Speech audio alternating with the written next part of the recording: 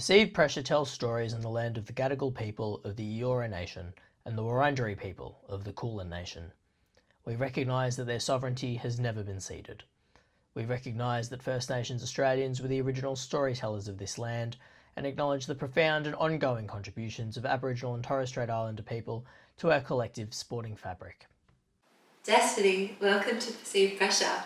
How are you feeling? I'm feeling good. Yeah, happy to be here and thanks for having me.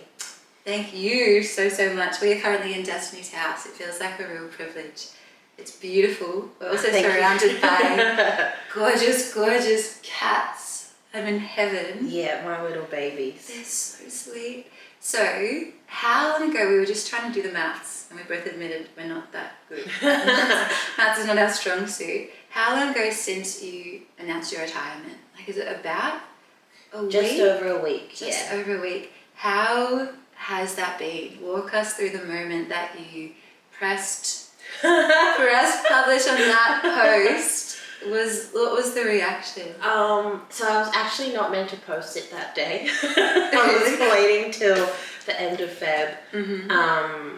Just because I had gotten back from holiday, start of Feb, and then I wanted to see if I got home and still felt the same way. Mm-hmm. And then I don't know, I had this thought, I was like, why am I waiting? Why wait? Just get it over and done with, like there's no reason why I would change my mind because I still felt the same. Mm-hmm. So it was, I don't know, almost 9 o'clock or something, and my partner Corey was super sick, so I just thought that was the best time to, to post it. Brilliant. This is the time. Yeah, so I posted it and then it just kind of blew up. And it's been a crazy week. So many messages, interviews as well. So I don't regret posting it at all, to be honest. Mm-hmm. When you talk about the reaction to it, like so many messages, what was it mostly positive? Like, how did people wrap their arms around you? Yeah, well, I tried to only see the positive. But I, of course, did get a lot of negativity and scrutiny for it and backlash on all the apps. Mm-hmm. So, I tried to filter through the negative ones and just take in all the positivity that I could. Definitely during my playing career, I was more so looking at the negative comments, and that didn't really help, so I had to change my mindset around this. And just so happened to be when I had stopped playing. You're like, now is the time. Finally changed it. But it was really nice to see that the majority was really supportive and could see where I was coming from and what I was saying and how they interpreted it. Because, for some of it wasn't interpreted well. But I think that was the kind of demographic and audience that I was saying F you to. It too? Yeah, they were actually the top so I guess they were proving my point, which was nice. Thank you for validating it. How did they interpret it? Like, in what way did they get it wrong? I guess it was in a way where they felt like I was being kind of ungrateful for everything that I, achieved in this sport, everything that I got to do, like travel and everything. And I feel like the way they perceive public figures or athletes is that because we're so good at what we do, that kind of, I guess that gives them the right to scrutinize everything we do and criticize everything. And I don't know, maybe you have had similar experiences. I feel like it's super unfair, and at the end of the day, we're all just normal people. We'll come home and, sit on the couch, watch TV. So, I feel like it's very abnormal, that kind of behaviour. And, those were the kinds of people that got angry about it. And, I got a lot of people saying that I was lying as well about my experience, which was super crazy. Because I got a lot of DMs as well from either like parents or ex-players as well saying that they had a very similar experience and a lot of the same feelings as I did during tennis or even in their own sport. So yeah, just seeing comments of people saying I'm a liar was very crazy. Were they tennis fans that were saying that? Yeah, mostly tennis fans, a lot of gamblers as well. A lot of them were very, very old people too. So totally different generation, but yeah, I didn't really feel the need that I had to explain myself, even though I did a little bit, but I feel like, yeah, if the people who get it, got it. Absolutely. I don't think you're a female athlete without having certain people try to weaponize the idea of gratitude against you, because it's an interesting one where anyone who is audacious enough to speak out and say, I don't think things are fair right now, or they're not as good as they can be, the pushback always seems to center around gratitude, which I think like you compare it back to further to misogyny. It's like we're finally letting the girls play, you know, like girly pops, like just be happy with that. Don't expect too much. Don't like push it. We've already let you do enough. Is that something like when you talk about, I'm going to leave that, hold on, it's my next question. Daany said, doesn't remember what you said, so then you can just like seamlessly say it. I'm gonna ask. There's so much that I want to ask you, and I'm so excited. Ask away. I'm so excited for this conversation because I just think you've been so brave in speaking out, and it is going to help so many people. It sucks. I hope so. Yes, it already has. It sucks that it has to be your personal experience. Like it's so annoying that it's your pain essentially that has to be the cause for this lesson to be learnt. But I really hope through it, and because you again are just being so selfless in telling your story and speaking out about it, it does mean that change can happen. When it came to posting, you said you were already, like you knew you were going to post it. You felt the same.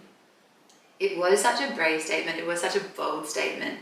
Did you feel a certain level of anxiety posting? Did you feel like, were you dreading it a little bit? Did you want to get it over and done with? Or is it something that you're just like, you know what? It's time. I'm ready. I'm excited for this to be sent out there clear. Yeah, the anxiety was more so about me saying out loud that it is my last year of playing. It wasn't more so around the bold slide that I had put out. That one was kind of just what I felt needed to be said because of all the experience I had in this sport growing up, and also watching like my friends' experiences as well. So I wasn't just speaking for myself. So yeah, I felt like, because I had been thinking for a couple of years prior about when I would stop playing, that was kind of, when I posted it, it was going to, you know, be real and set in stone that it is my final year, and I didn't want to be one of those players who said they're retiring and then 3 years down the track they're coming back. I don't really, for me, because I had such a up and down relationship with tennis, I wanted to be completely done with it when I was. So that was kind of where my anxiety was at in relation to what I did post. You just wanted to make sure that it was final. If you were going to say it's final, that like it actually ends up being sort of the situation. There's no part of you that can see yourself returning to the sport. No. And I think that like is damning for the sport itself. Like it's losing such an incredible athlete and person. You've been involved for such a long time. So did you start playing when you were five? Yeah. Like that is so little. Yeah. Was there ever, like what was the point that your mentality shifted where you're like, I'm not enjoying this really at all? Probably when I was like 8. Wow. When I was very young. I think because when it started to get into like the competition, I did not really like it. I kind of just I don't know, I realised that the last time I actually enjoyed hitting a ball was when I was 5 and just like playing for fun. And then when I started going to tournaments and everything, then I started to get really bad anxiety, and I had a really bad attitude and reaction to losing or making mistakes, and that's what I didn't like. I didn't enjoy that part of it. So then, I realized very early on that I did not want to do it, hated it, wasn't enjoying it at all. I was always watching the weather, waiting for it to rain, so I didn't have to go to the courts. That's a sign. But it was something that I ended up being really good at. So I, obviously kept going, and then I found that the older I got, the more pushback that I started to experience, and I just wanted to find something that I actually enjoyed, and I couldn't for a very long time, which is why I stayed so long in it. People might not think that I did because I'm only 25, but for me I feel like I'm 50.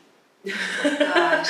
So I've experienced so much, but I don't regret playing tennis at all. I feel like I've learnt so much. It's given me a lot. It's given me a life as well. So it's like I said, toxic boyfriend. And I think two things can exist at once, because you can be grateful for the amazing experience you've had, the lesson, like how much you've grown in different ways, and then still think this has actually been a really, really hard, painful experience. I'm not sure if I would have wanted to learn about things the way that I have. When, like you speak about, you were 8 years old when you realised that it probably wasn't actually that fun, you weren't sure if you even enjoyed doing it. You're now 25.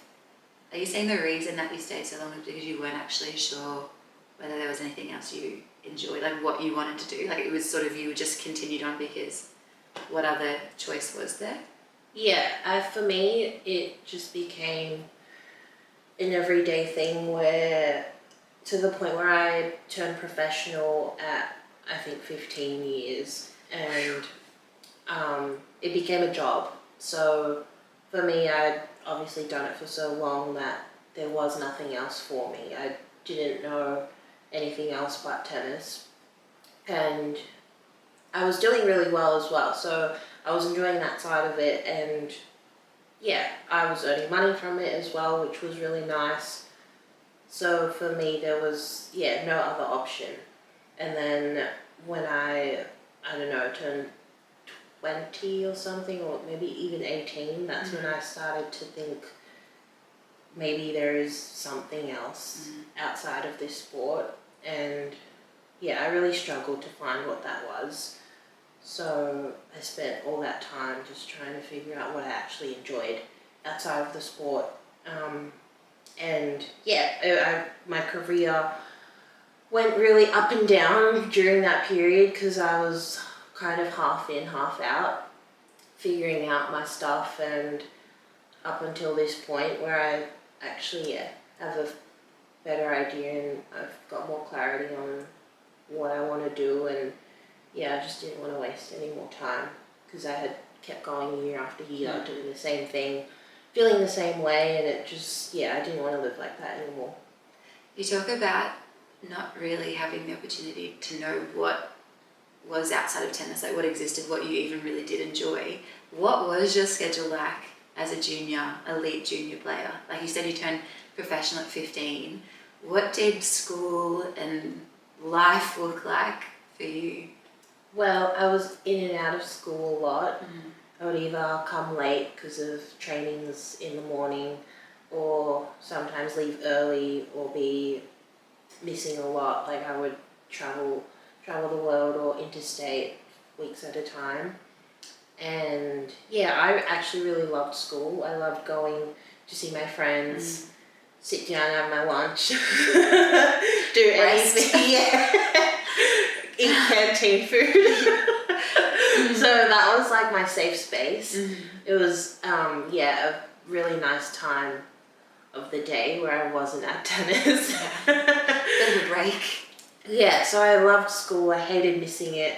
And then, I would always actually really want to do like extracurriculars, but because the times were after school and that's when my training was, I always missed out. So throughout school I was just 24/7 tennis training, didn't really go socialise, parties, all that stuff. So I would often come to school and my friends would be talking about stuff and I had no idea what they were on about because I was so behind socially. And that's what my schooling was like from maybe grade 2 till year 12, which I finished the last couple of years of school online.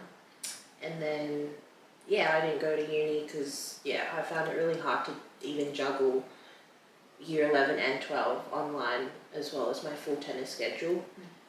So that's another thing I'm looking to do and catch up on. Is there any Fruit Loop who has the audacity to say to you haven't been doing it that long when you say, oh, I've been doing it for a while? If we can just emphasise grade 2 to year 12, that breadth of time and how much experience is crammed into that, the level of intensity, like what an achievement. Like what a huge amount of time. Like it's just so intense. You say like training like tennis before and after school. Like are we talking every day? How often? How many times a week was training? I would say 6 days a week and 1 off day. Wow. Did you train before school? Like and then before school and then after school. And then straight after. How many hours are we talking? And was it a similar session before and after? Well, before school, I usually start at 6 till 8-ish. At what age did this start, the 6 to 8-ish?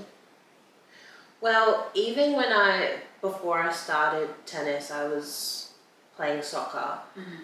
And I'd always join in with my mum's training sessions when she was playing soccer. So, but that was more for fun. Yeah. How old was that? I was 4 or 5. I was going to say, so I was like, before tennis, I was like, how is it any before tennis? Were you walking child prodigy in every way? And then from like, when it was really serious, from like maybe 7, then 6 a.m. to start of school time, like 7:30, 8. And then like that was usually fitness, like I don't know, conditioning or weights or whatever. And then after school was always the tennis sessions, probably around 4 or 5 till 6, 7. Jeepers. And about 6 days a week. Yeah. And from the age of roughly 7, I would say. 7 years old. Wow. I grew up in a gym though, like both my parents were heavily into sport, so it was just a natural thing for me to play a sport. When you talk about experiencing anxiety from about 8, you said like tournaments started getting really stressful, losing was hard. Did you feel like there was enough support around you to navigate what those sort of feelings were or how to deal with them? Or learn about yourself? No, not really. Feelings weren't spoken about in my household growing up. So it was just put down to me having a bad attitude. Which is honestly fair enough. I was a very sore loser. I still am in anything, could be board games or whatever, but... You're competitive? Yeah, very. And that's something I would like to simmer down on. But I didn't really have many tools myself to navigate those emotions, and I feel like that kind of got worse and worse as I got older. It wasn't until I don't know, became more mature or experienced life and travelled the world more and was more independent as well that I learned how to deal with them. Also seeking help as well, that helps. Yes, it does. Anyone listening at home, always a very important thing to do. Just unlearning old habits and bad coping mechanisms. Yeah. As you got older, like as you aged through tennis, did you have more access to like sports psychologists and that mental part of tennis? Because tennis, itself as a code is just so mental. Me, Yeah. not a tennis player at all, but from what I've heard Yeah. and from what I've seen, was that something that you were able to access? Yeah, there were a couple sports psychologists that I did see, and the tennis helped a lot of their players as well, try and with their resources as well. But for me, they never like really did much. I think because I just went in wanting to not speak about tennis. We have to. Yeah. We're going to make you. You will speak about So tennis. yeah, I think that's the reason why I didn't feel like I didn't really get much out of it. Yeah, and they would usually, send homework and everything about, I don't know, having a set routine and on court and all this stuff and moving on from point to point, because you're losing every single, like almost half the points in tennis and losing most of the matches. So yeah, that was kind of the thing that they wanted to help with most tennis athletes, but yeah, I just didn't really care. When you say, when you say, oh, like you didn't want to talk about tennis and all they wanted to was talk about tennis, was that because you wanted to talk from like a psychological point of view, like more like life stuff? Like, and it didn't feel like they could really help with that? Like they weren't, it wasn't integrated to a certain extent? I didn't want to speak about tennis at all. I just wanted to speak about like my feelings or yeah, fair enough. or like why I don't enjoy tennis.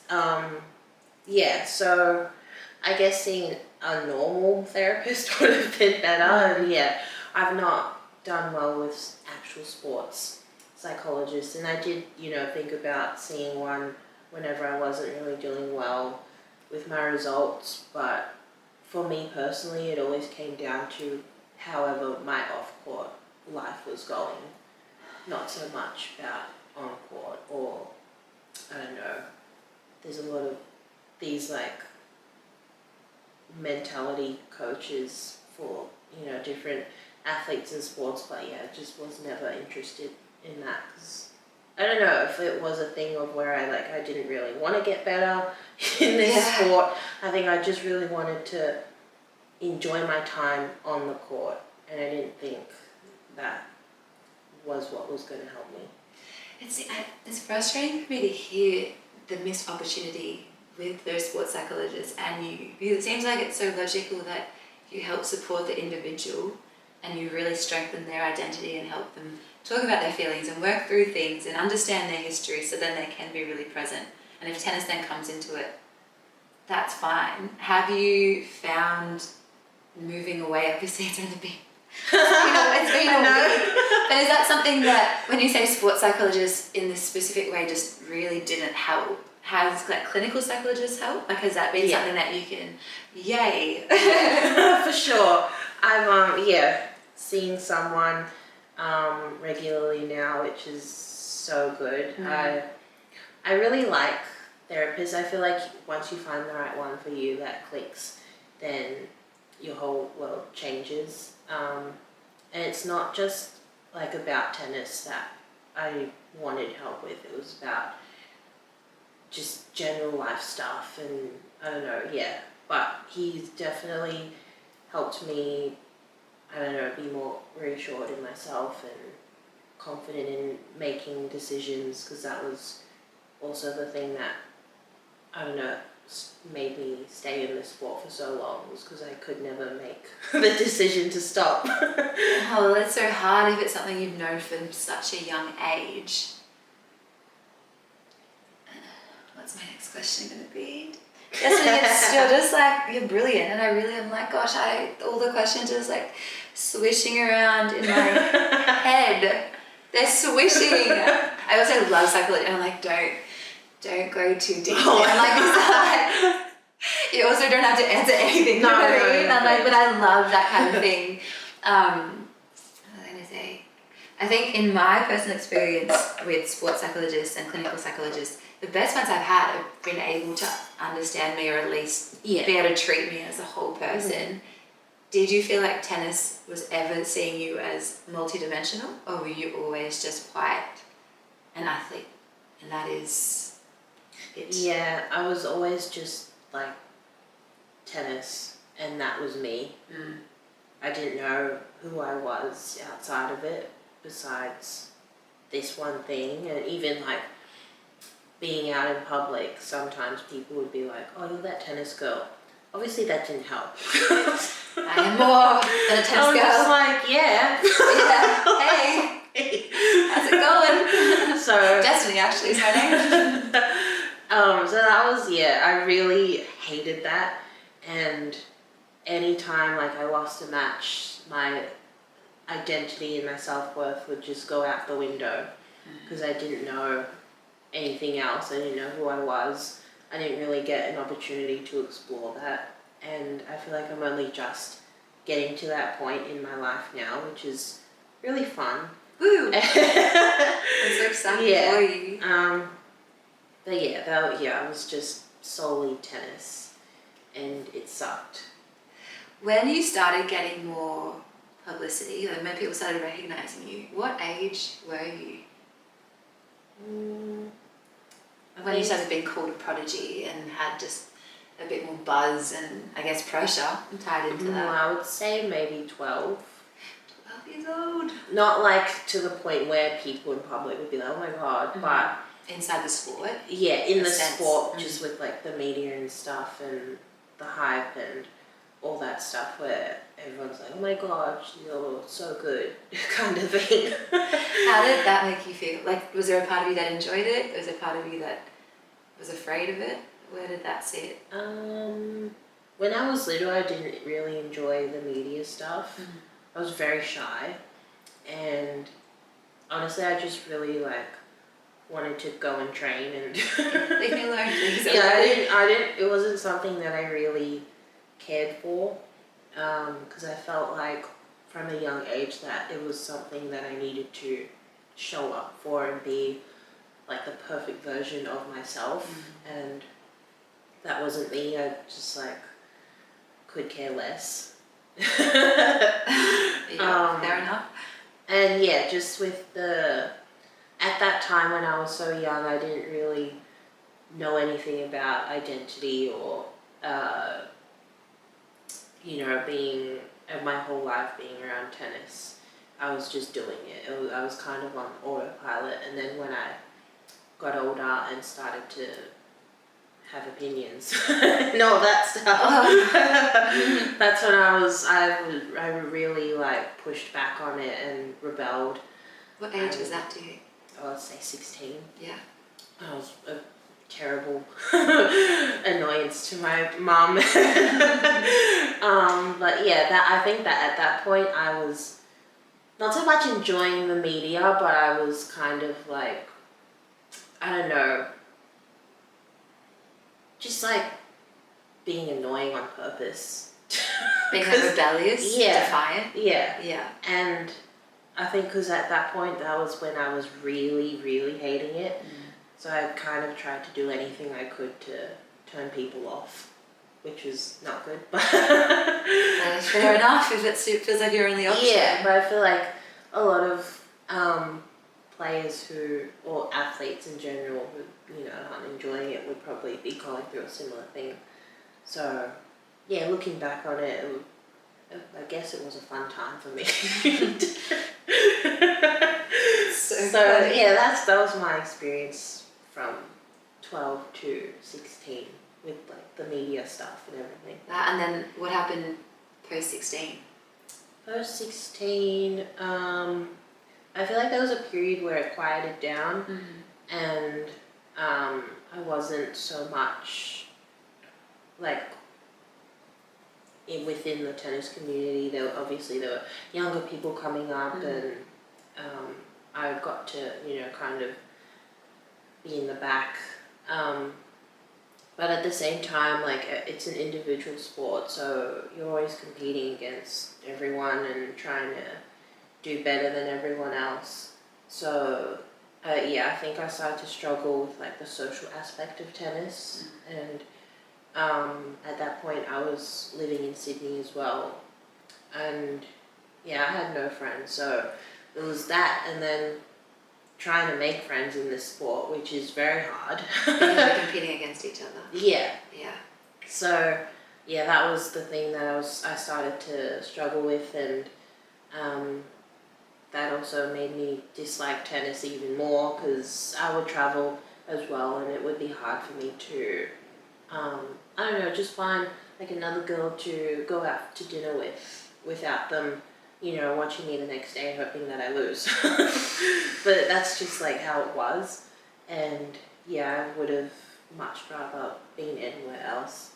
And then yeah, fast forward to now, I kind of just stayed away from everyone. I didn't really try to socialize much. I was lucky enough to find friends outside of tennis here, which was really good. So yeah, they were kind of my support system. And yeah, I'm not like, with the media and everything, I don't really, it's not something that I like love, but if it's, you know, to help other people going through similar stuff, then that's what I enjoy about it. Do you get nervous talking to the media? Like, how do you feel when you are asked to do an interview or when you are live on television? Yeah, the live television one was cooked. Did you just go like, did your brain just feel nervous. like, yeah, it's out of body, right? Yeah, it was my first time doing it, and I was like, oh my god, I don't want to say the wrong thing, I don't want to look the wrong way, or do anything embarrassing. It's hilarious. It really does feel so stressful. Like, yeah, I don't know, like maybe only, I don't know, 2 people watched it, but at the same time it's live. It did. I reckon that's 2 people. It was like my mom, my dad, and me. So at least 3 people. Yeah, it was so scary. I don't know how like TV presenters do it. It's yeah, it was so different, but at the same time it was so cool. So yeah, I don't know, maybe like down the track I'd love to, I don't know, be on a reality TV show. I think that would be so fun. The blog, I really want to do that. Are you like a builder? Do you enjoy yes, that? I love like putting things together and watching like things become better.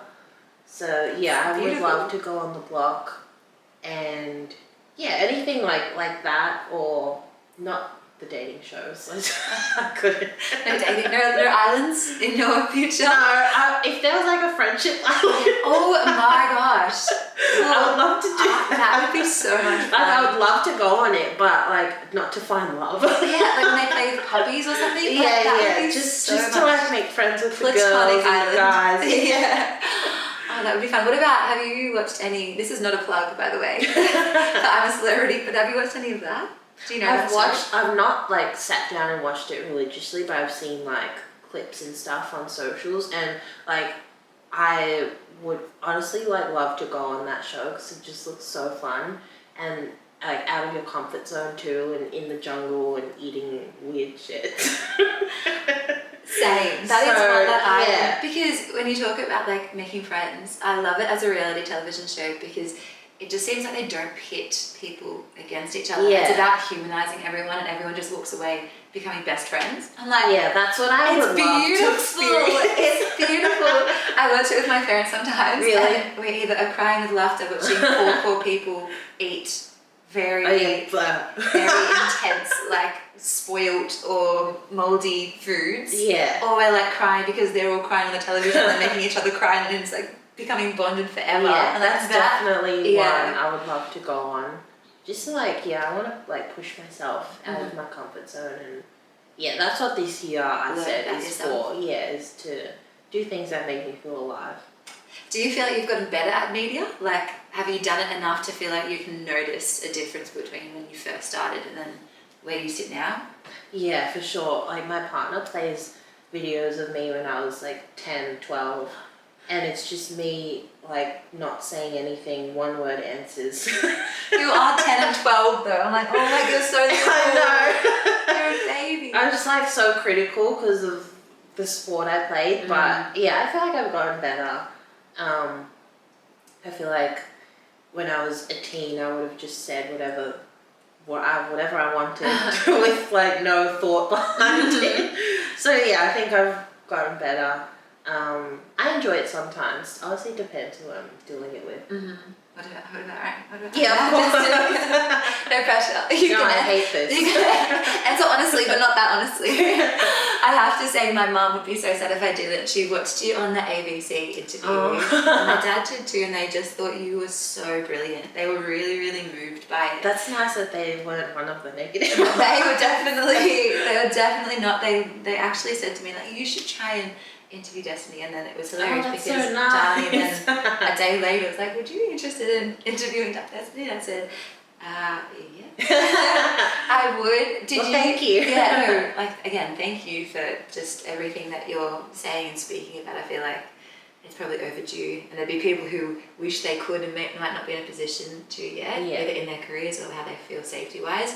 And there's definitely a whole crop of you young players coming through that think, thank you so much. With that ABC interview, did you just say that there was some negative pushback? Like, I know you said you just try and avoid most of it, like being exposed to it, but was there stuff that you were aware of? Like from the ABC one? Or just in general? It was just in general from my post. Yeah. After the ABC one, I didn't really get many negative things, but I don't think so. You came across as so fair enough. I think sometimes when the specific people who are commenting or leaving mean messages, they just seem silly and mean because there's just not much sense behind it. I don't know why they put it on public. Like, just send it to your friend. Yeah. True. It's so stupid. Yeah, keep your little negativity circle in-house. Yeah. Don't go spreading it around. Yeah, that's something I say a lot to my friends is like, you can hate in private. Yeah, don't embarrass yourself. Let's put that stuff out there. Not in public. Wow. Like, it's so funny because a lot of them would put it on their real profiles and have kids or a job, and I'm just like, you're so lucky. I'm busy. Yeah. Lucky I'm not sending this to your employer and your mom. Exactly. Yeah, it's just embarrassing, and I always have to remind myself that it's like a projection from them. Yes. Which is something I really struggled to tell myself whilst I was playing. Well, it's so hard when it's just the emotion just gets spewed on you, like someone else's yuck feelings are just all of a sudden your problem. In that post that you made, amazing post, you spoke about gambling and gamblers and sending you messages. For people who don't play sport and probably would find it a bit hard to comprehend someone feeling really entitled to someone else, like a sports person's performance, if you're comfortable, what were the kind of messages that you were receiving? Oh, it was like, some would be, I hope you get cancer. Some would be, they're going to kill my family. Some hoping I like break a leg, or some telling me that they've lost their house. I'm like, not my fault, bro. That is wild. It was like wide range of different things. Wild. Anything you could think of that's offensive, they'll send it in a DM or on my comments, or even message my partner. Oh my gosh. Or it was mainly every time I played a match. I'm so sorry to hear that. Like, it just, but it's just so bad. And you've said that there are sort of restrictions in place, or like tennis tries to. Yeah. What is their protocol? Like, what do they? Well, they have. From my understanding, they have this thing where they'll monitor like the negative comments and DMs, and then they'll get deleted and filtered out, I guess. But I feel like, for me personally, I would rather them, I don't know, do something to the people who, like, why aren't they banned on social media? Like, how... Consequences. Yeah, like, how have I filtered my, like, keywords to not see them, but they're still coming through? And, it's just so ridiculous. I would prefer for them to get consequences rather than just deleted or blocked. There should absolutely be consequences. Like, again, that seems really just too logical. Like, as kids, we get brought up saying, you don't say this, you don't do this. If you do the wrong thing, you will have, like, there are repercussions involved.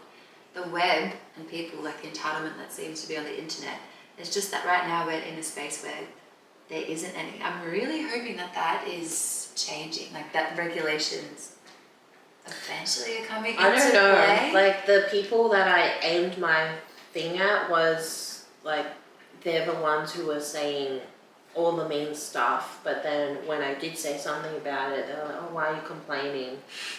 And I'm like, Your fault. It's like, your fault. It can't, like, it has to go two ways. Like, Yes. you can't just dish it out and then expect it not to be given back. It's just, yeah, it doesn't make sense. It doesn't. And I think the onus often, if not always, seems to be put on athletes or put on celebrities, be that actors or I was going to say politicians. Are politicians? Are they a celebrity? I'm not sure. People like that, it's like it's your responsibility. Like, don't look at it. Just don't check it. Don't read your comments. Don't read your messages.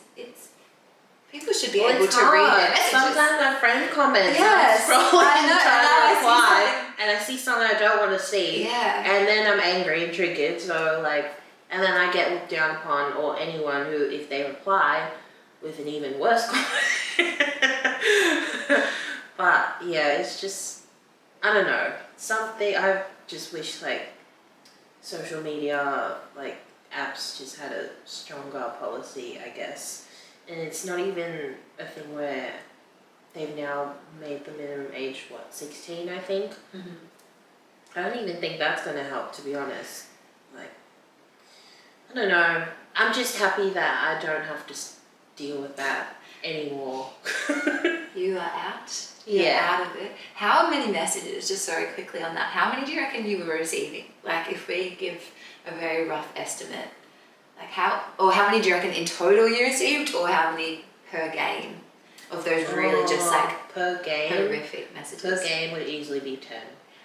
That is just so difficult to comprehend. And there are at least 10 punks out there sending and you, like someone you don't know, a you've message. just lost as well, so you're Yeah. already feeling down, and then you see that, and then you're like, oh my god. Like they're making their problem Yeah. your problem. That is just wild. Like, it's so silly. When you say now that you've stepped away, have you felt a difference in how you move through your life? Like, do you feel more relaxed? Yeah. Safer? Yeah. Yeah. I feel so much happier. I feel like gosh, I'm so glad. like I'm still trying to figure out like my routines and everything, and also like getting to stay home for this long it's very new to me. So yeah, I feel like a lot lighter. I feel like just like happy to wake up every day and not have to deal with whatever I was dealing with, or I don't know, the stress of, I don't know, just being at a tournament as well, because every time, like even being at tournaments, it was a lot for me. Yeah, so I'm just, I left it open-ended for, I did say this is my last year, but yeah, I don't know when the next time I'll play a tournament is. I may not even play another one this year. So yeah, it really is up to how I feel. But I'm feeling a lot happier that I'm not around any tennis people, any tournaments, not having picked up a racket since my last match as well. So yeah, it's been nice. When you say tournaments are really hard for you, what are we talking? Like anxiety? Are we talking feelings of like depression? Just like the environment with all the people there, because for my personal experience, it was very hostile in a sense that where I felt like I was stepping into like a Mean Girls movie where everyone, had their cliques and everyone's hoping you lose. Whenever someone says good luck, they don't really mean it. So yeah, that's always how I felt, and I feel people's like energy, and it was always a very like fake energy, and yeah, I didn't really do well in that environment. I always just wanted to go get my match done, leave, go shopping, or like go see a movie, do anything to take my mind, or just like pretend I wasn't at where I was for work. Who did you travel with people for tournaments? Like, did you have a team who was in that? Growing up, I was traveling with my mum and my brother, and then when I got older, I did some years by myself, and that was really hard. So then, when I got to a point where I could afford to bring someone, I took my partner, and that was a lot better because I always had him with me, always had someone to talk to. And yeah, when I was by myself, I was sometimes like trying to find other girls who were maybe Aussie or also by themselves, which I did meet a lot of really nice people through that. But yeah, like playing in Australia as well was really difficult because I feel like that's where the environment for me was worse. And it got to a point where I actually would have rather played overseas than Australia, and I used to love playing at home. But yeah, for like the last 2 years I didn't, so I think that's why last year I travelled so much and I stayed away from home because I didn't want to, I just found it very different here compared to overseas. Can I ask how/why? I think it was just how the people were. I don't know, I feel like Australia loves to say that they have amazing camaraderie, especially in tennis. I don't know what it's like in other sports, but in tennis that's what they like to advertise. But it really is not that way, and I felt that all the time playing in tournaments in Australia, so I just tried to stay away from it for the last couple of years, which it was nice. It was a lot better for me. But even being overseas and seeing other Aussies there, it didn't really feel like, I had someone from home, or I like see a familiar face. It was more like they were kind of a stranger, and that's how it was. So that's what I was kind of talking about when I say like it's like high school. Sounds very tough. Not particularly pleasant. You have detailed the racism that you've experienced. Did you have any allies? Like, were there, and I think I said that specifically white women, because we all can experience misogyny together, but then it's a very specific kind targeted at women of colour. Were there people that did stand up for you and help you in those situations, or is there a lot of room for improvement? Not really. I did have like a couple people in my support group who I could kind of lean on, or if I was feeling a type of way, that's something I experienced, they were there for me. But in terms of people who were at tournaments or other players or anything like that, no.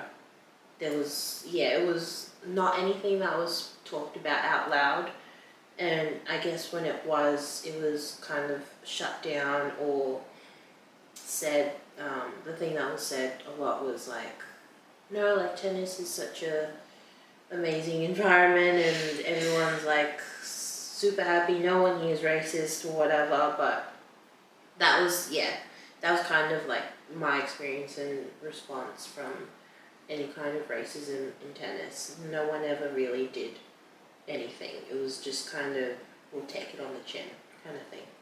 Who are the people saying that tennis is beautiful and friendly and not racist? Like, are we talking structures, like decision maker type people? No, are we talking it was like just players. Players. It was players, but it was always your true blue Aussie players who I guess never really experienced any kind of racism. Like, they can get hate comments and everything like that, but they would never get comments like, oh, you're a monkey or you're black, those kinds of things. They would never understand. And they were also the ones saying like, oh, mental health doesn't exist. Like,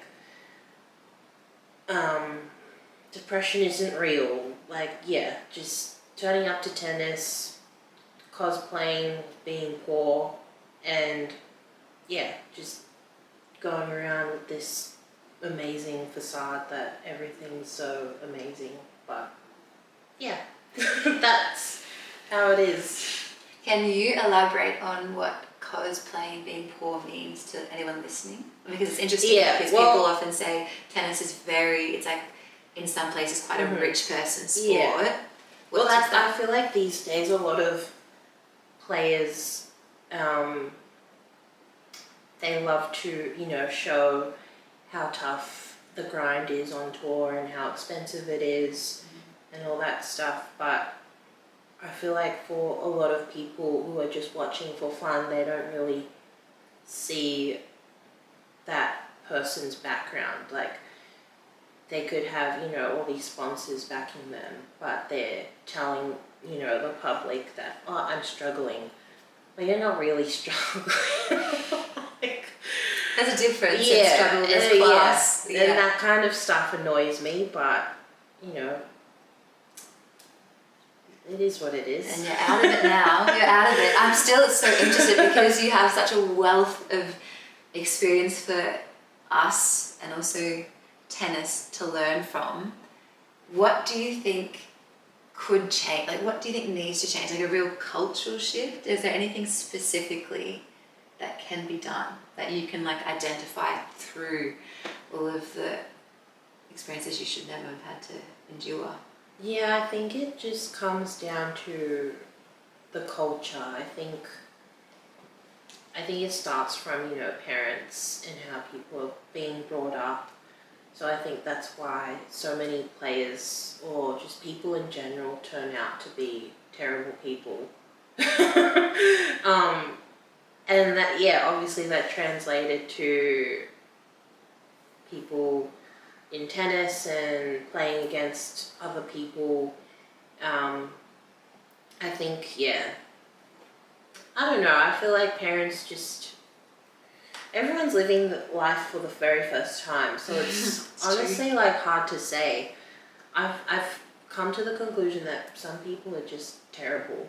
Some people aren't that nice. And incapable of change, and I feel like it's going to be very hard for the culture in tennis to have any sort of improvement unless people, are willing to see the flaws in it, because it's very easy for them to just turn a blind eye and publicize that they, advocate for gays or advocate for people of color, and everyone else who is a minority, but behind the scenes I don't feel like there is much being done besides the bare minimum. So, I don't know. Hopefully with time. And I don't know, I feel like people like me who are outspoken about it, I don't even know if we even make a positive change. I feel like we just kind of disrupt them for a little bit and then piss them off, and then it's forgotten about 2 weeks later. Tennis silence again. Yeah. It's a very pragmatic, bordering on cynical perspective, Destanee, but I think because of, again, all of those experiences, if our argument is some people are incapable in change and some people are just not that nice. Earlier we spoke about consequences and repercussions. Do you think that's something tangible that tennis, as sort of, is it Tennis Australia? Is that sort of, is that the... Yeah, that's the business / sport? Is there stuff that they can do you think, that could hold people accountable and therefore force cultural change? Have you, when you talk about experiencing racism, was that specifically, essentially all online, or was that in, sort of person in individual settings? What? It was mostly online, but, growing up playing tournaments, it would be comments from parents if I'm either beating their child or if they thought, I don't know, one of us made a bad call, then we would hear comments about myself or my family, or even, it wasn't just me, it was other kids of colour. I know my friends had quite a lot of bad experiences as well for him, growing up in tennis as well.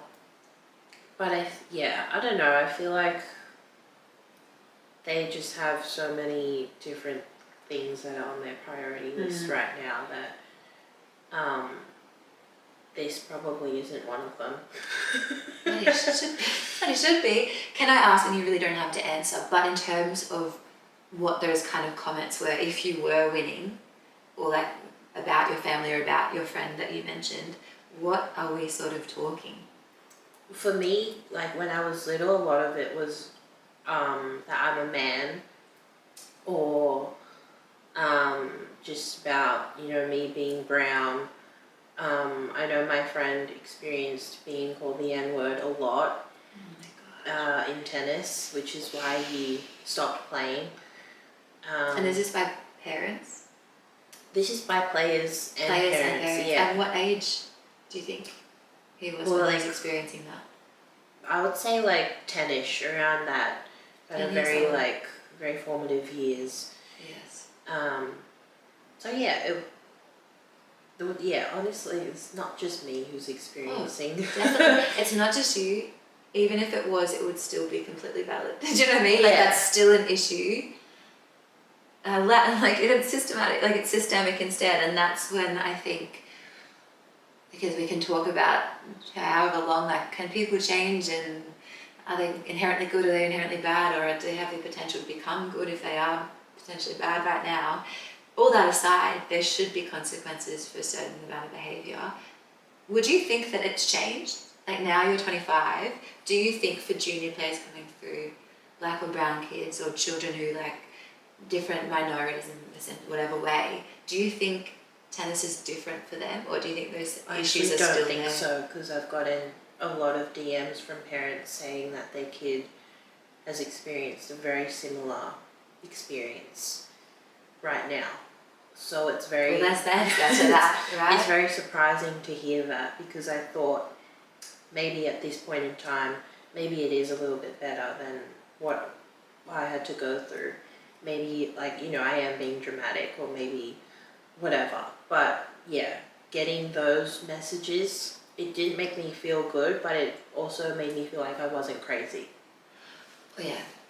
The system works, right, by trying to make you feel like you are crazy and doubt your own experiences. Thank you for sharing them and speaking about them when you are faced with such pushback. It seems like Tennis Australia, and I don't know how it works in tennis in terms of how they set up with, do they own the junior competitions? Like, do they have a hand in that? I don't really know how it works. Sorry. I've played tennis for so long, but like, if you ask me about anything to do with like that kind of thing, I have no idea. I just think, like, because we speak about, it's probably not a priority for Tennis Australia. If they're going to use people of colour and like promote them or have them as athletes and have them benefiting, like Tennis Australia benefiting from their performances, the very least they can do is make sure that racism isn't an insidious problem at the professional level and at the junior level, because as you say, again, formative years for these kids. I really feel like some kind of reporting process that actually does provide repercussions for people with poor behaviour is a very logical step.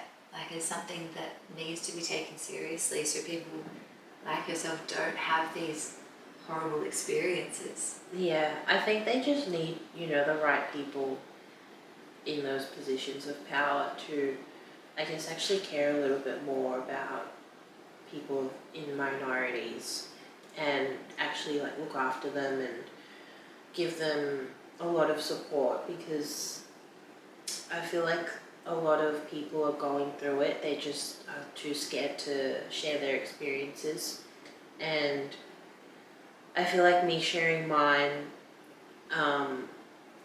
maybe could have helped make some changes in the system. Honestly, I'm not too sure, but we can only hope, because I find it very hard to understand why there's only like under a handful of gay men who are out in the top 100 in tennis. Like, it just doesn't make sense to me.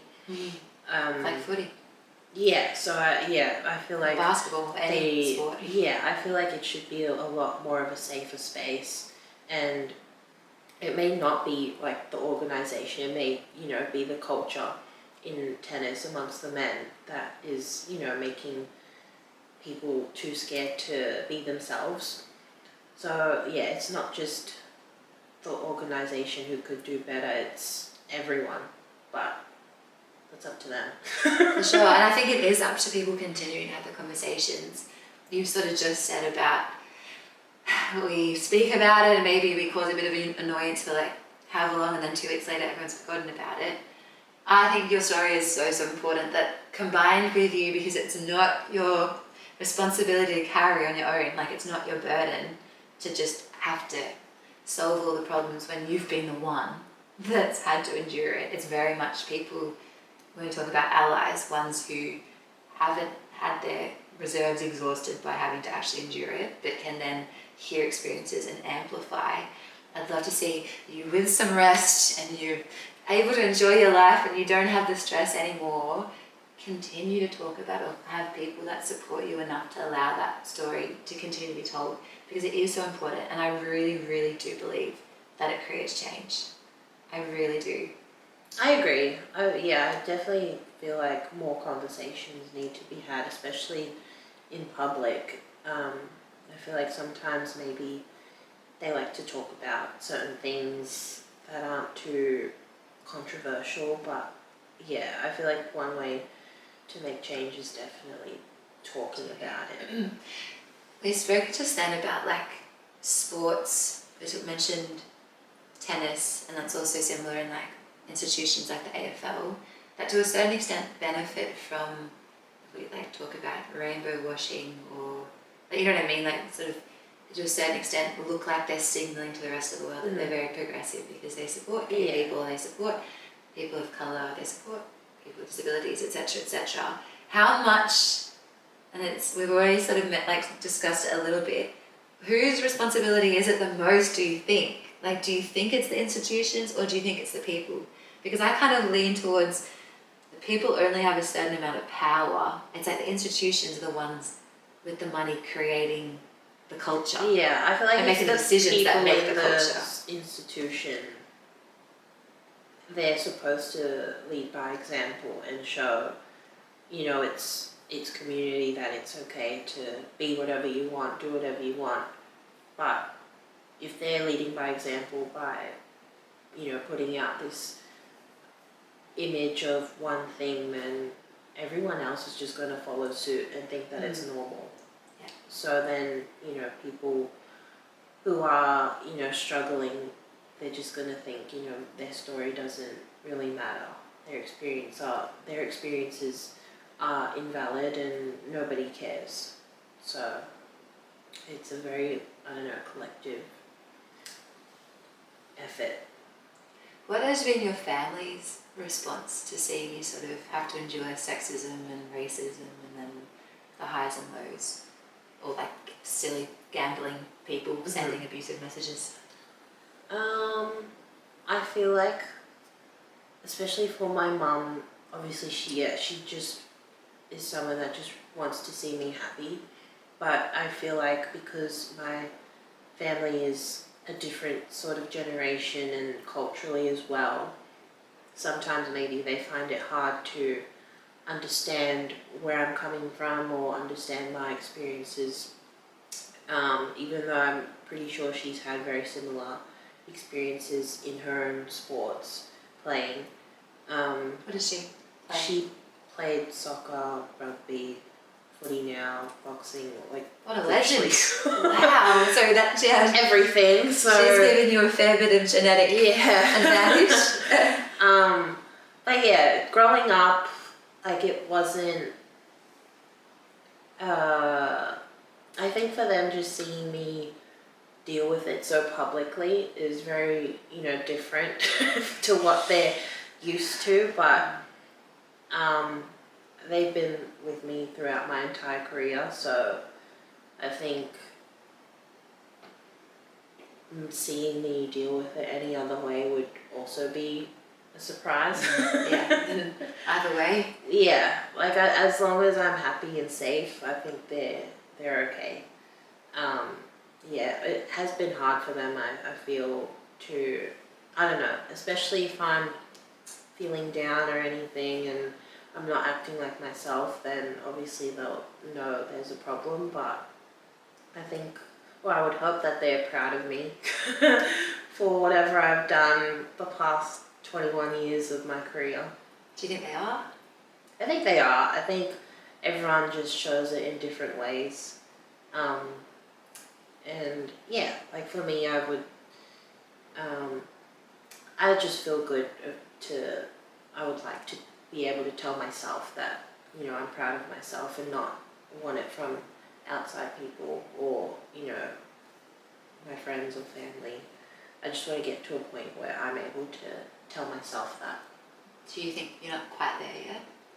A little bit. It's a work in progress. Yeah. You're getting there? Yeah, with more therapy sessions. On its way? Yeah. I think it's my last question, and we can talk about anything else that we might have missed. But how was it for you growing up between two cultures? Like in terms of your family and then tennis, as we mentioned a little bit, like quite a white specific kind of socio-demographic. Mm-hmm. How was that for you? Did you feel pulled between two? Yeah, it was really hard because, going to tournaments and everything, I didn't see anyone like me, or my parents, so it was very weird and difficult, and I would think it would be difficult for them to experience, especially, if I'm winning a lot or even losing. I feel like we just didn't really feel that welcomed in it. Why do you think? Do you think because you were success? Do you think it was because you were so successful, or was there the undertones of racism and exclusion? I think a bit of both. Yeah, because everyone that was there was white. Yeah. So, and like seeing this like brown family come in a really expensive sport, and I'm winning and doing so well. It was, I don't know. I feel like for them it must have been hard. As in for the people, yeah, for white people. Yeah, no, maybe. This is actually uncomfortable. Maybe, I don't know, but yeah, I feel like that didn't really stop after I got older. I just experienced it in nicer places. And in what way? Like it sort of changed forms? Yeah, like at bigger tournaments I would, still feel the same, or in a different country still feel the same. So I never really got better. I just got better at turning a blind eye to it, or trying not to look too deep into things, even though, some instances were racist. I would just try and put it down to, I don't know, someone's having a bad day or something, or yeah.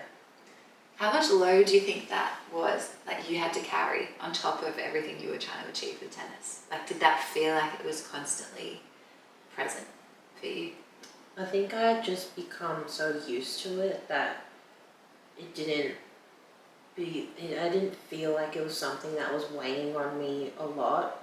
Although I was experiencing it a lot, I found that once I had decided, I'm done with this sport, I was able to take a look back and feel like all the weight again, or at once, and realized how demented my experience was, and looking, even having so many Pacific Islanders message me and say thank you for playing this sport. Their kids want to pick up a racket because of me, and I'm the only one of that descent playing this sport. I felt like that was, it wasn't racist, but I could finally see what I had gone through was, like, a lot of it was to do with racism, and I was just, proud to be one of the people to inspire little kids who look like me as well, because I didn't have anyone to look up to that looked like me. So it was just really nice to know that they had someone, although I did disappoint a lot of them by saying that this is my last year, but I just hope that it doesn't deter anyone from playing tennis. They're like, no, stay. Yeah. Let's keep watching. I think that they would probably understand. And I also think you set such a brilliant example that so much of that work's already been done. Like, you've achieved so much just in the 2 decades of you playing sport. What's next for you? I've already chewed up so much of your time. I'm like, I'm aware of it. You've been so generous. What are you most looking forward to, Destanee, now? Well, this year's a gap year for me. It's exciting. Yeah, basically this year I'm just going to do whatever I want. What a dream. What an earned dream for you. I'm looking to study next year, and I really want to play another sport, so looking to play netball. Ooh, any netball teams, keep an eye on this one. I actually got my first session on Thursday, which I'm so excited. That is so exciting. I'm very nervous, so this afternoon I'm going to spend some time with my mum, because she actually used to play too, so she can help me out a bit. But I'm going to study interior design next year. It was either that or fashion design. And then, so doing that, and then hopefully I can get good at netball. Well, that is first. Very exciting. And then, of course, also eventually the block and I'm a Celebrity. That's woven in. This is your personal little plug. Please. Bring me onto it. Take me to those are so, especially I'm a Celebrity, I feel like that show's so good to tell your story. Yes, absolutely. And also with like other people in different fields, getting to know them, hearing their stories. Yeah, absolutely. Just the whole experience, and do you think? Sorry, those are the things that you're. Yeah, well, I would love to do more media stuff, where like if it's in that kind of space, or I don't know. I really don't know. Just anything creative, I would love to do. So excited. I'm really excited for you. I can't wait. That, I think, is such a sweet way to wrap up this interview. It has been such a pleasure. I think I would love to talk to you for many more hours, but I'm going to have to rein it in. Destanee, thank you for coming up to Perceived Pressure. Thank you.